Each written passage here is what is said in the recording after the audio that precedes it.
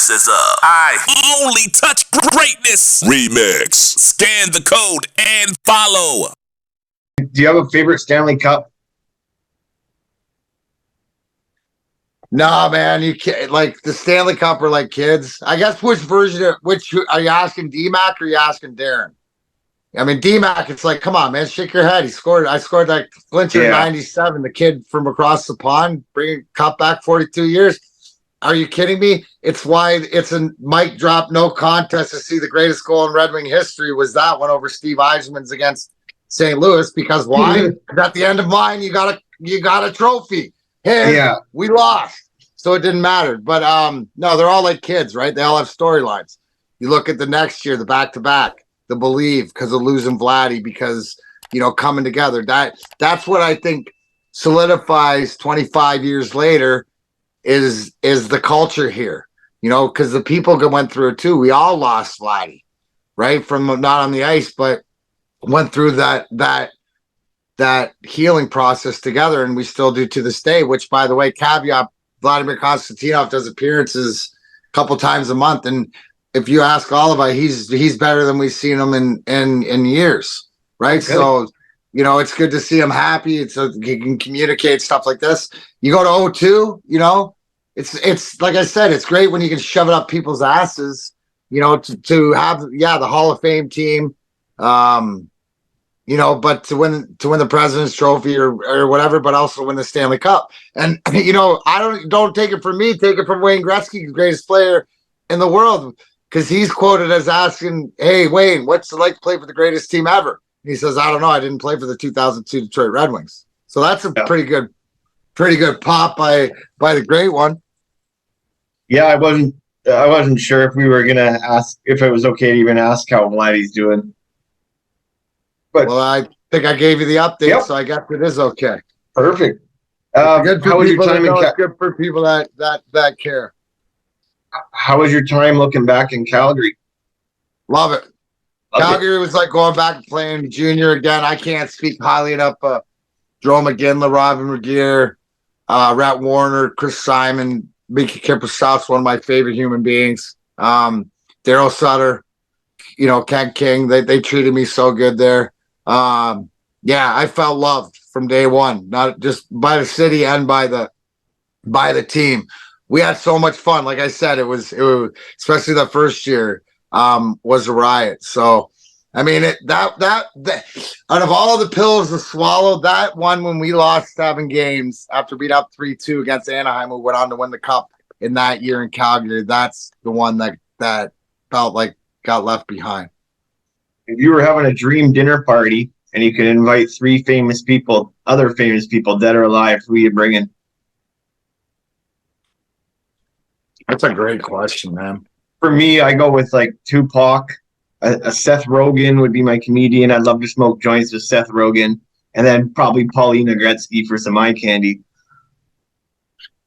That's not bad, bro. Tiger Woods would be on that list. I smoked pot with a lot of famous people. I haven't smoked pot with Seth Rogen yet. Seth, we got to get that on the list, brother. Yeah. But I'm willing to smoke. I'm friends with Tommy Chong and Snoop and all those guys, and they're all great. Tiger would be at dinner. Sean Whalen. Are you familiar with him? Lions Not Sheep. Lions Not Sheep. I encourage anybody, as far as motivation and as far as and especially as a man, this guy's got it. And Gary Vaynerchuk, Gary Vaynerchuk is? Gary Vaynerchuk's a motivational guy too. So I guess it's tough because I'd say Tiger Woods, Stone Cold Steve Austin, and who did I just name? The first one I named there, not Gary, because Sean Whalen. Yeah. And one person you named there too that I had on the show, Tommy Chong, great guy.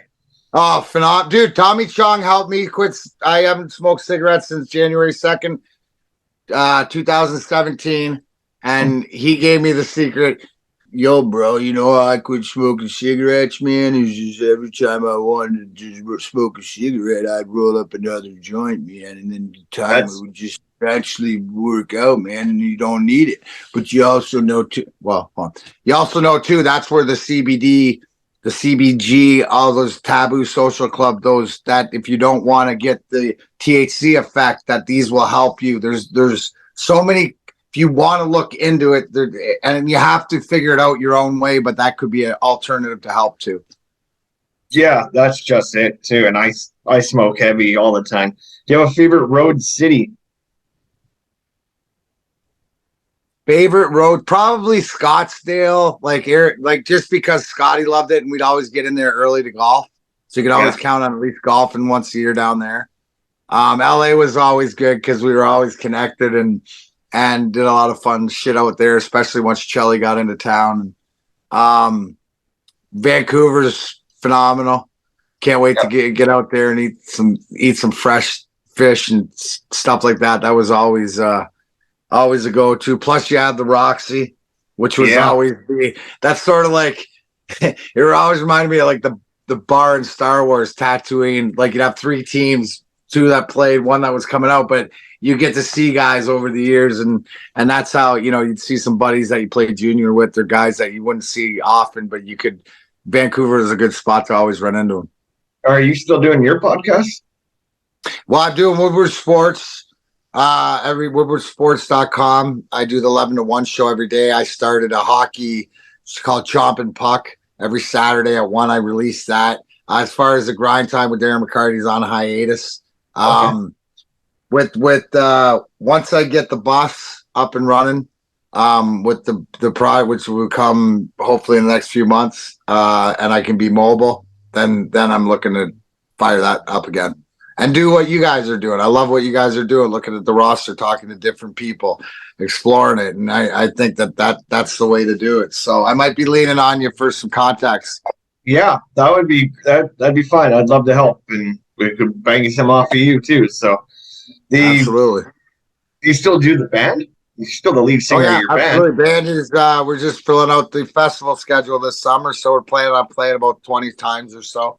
Along with got some new stuff to record, and so that's keeping me busy, traveling around doing the slapstick comedy tour, which is in full force right now. So and then the wrestling and all that stuff. So there's always something. Like a lot of times people ask me, it says, "Oh, when's your next thing?" And I go, "I don't know. I got something tomorrow. I don't know if it's wrestling or I find when I look or when somebody tells me." So keeping busy. Busy's good.